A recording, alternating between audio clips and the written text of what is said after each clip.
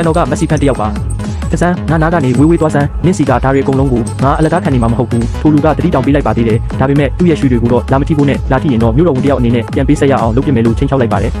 သူကပတ်စံကိုဂယူးမဆိုင်တော့မှန်သိလိုက်ရတဲ့အခါမှာတော့ယတနာတွေပြည့်ထည့်ထားတဲ့သူ့ရဲ့အေယာမရင်သားတူကြီးကိုပိုက်ပြီးပျော်ကြီးဖင်တုံနဲ့ရှောက်ထွက်သွားပါတော့တယ်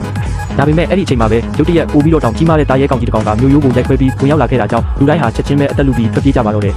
အဖိုးအိုမော်ဆရာကြီးကတာရဲကောင်စီကိုတယောက်တည်းတက်ကြီးဥတီသွားနေချိန်မှာလောဘကြီးတဲ့မျိုးတော်ဝင်ကတော့ကြောက်တုံးပစ်ခတ်လို့ရဲ့ခဲရန်ခန်းထဲမှာအမြန်ပုံအောင်နေခဲ့ပါတယ်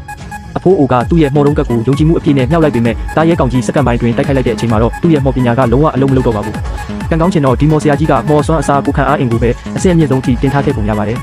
အဖိုးအိုကတာရဲကောင်ရဲ့တိုက်ခိုက်မှုတွေကိုတိုင်းပညာရှင်တယောက်လိုမျိုးအသက်20အရွယ်လူငယ်တယောက်တိုင်းဖြက်လက်စွာရှောင်တိန်ပြနေခဲ့ပါတယ်အဲ့ဒီအချိန်မှာပဲရုတ်တရက်တာရဲကောင်ကြီးကသူ့အပေါ်မှာပုံနေတဲ့လောဘကြီးတဲ့မျိုးတော်ဝင်ကိုတတိထားမိသွားပါတယ်ထိတ်လန့်တုန်လှုပ်သွားတဲ့မျိုးတော်ဝင်ဟာပြပြတလဲနဲ့လှုပ်ရှားလိုက်မိပြီးသူ့လက်ထဲကရွှေတင်ကားပြားတစ်ပြားလွတ်ကျသွားခဲ့ပါတယ်အဲ့ဒီရွှေတင်ကားပြားကကန်ဆိုးကျင်တော့ကြောက်တုံးပစ်ခတ်လို့ရဲ့ခလုတ်ခုံပေါ်ကိုတက်တက်မတ်မတ်သွားကြပါတော့တယ်